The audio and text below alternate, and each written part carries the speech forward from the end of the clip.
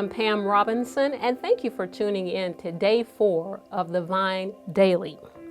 Now, in our last session, we talked about reigniting your hope required refusing to listen to the devil and all the negative thoughts he tries to bring to us. And one way to do that was to quote scripture and to quote it out loud.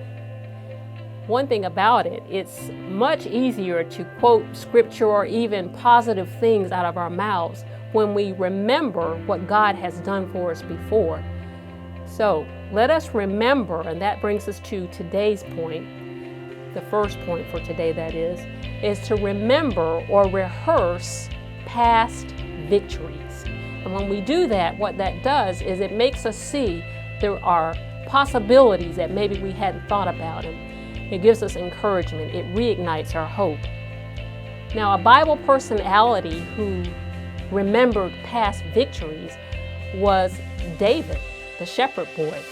In 1 Samuel 17, verses 34 through 37, this is where the Philistine army and the Israeli army were at war. And Goliath, the giant on the Philistine side, was wanting to taunt David.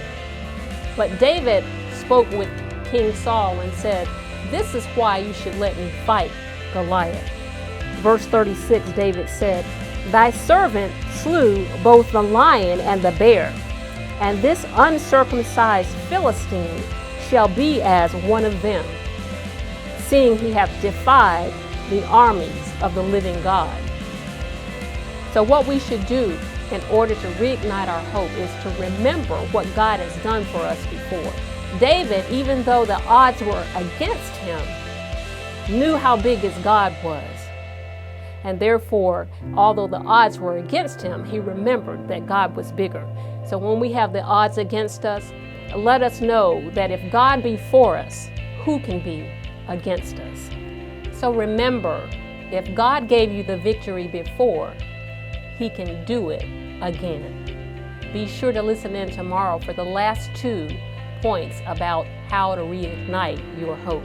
Thank you for listening. God bless you and have a great day.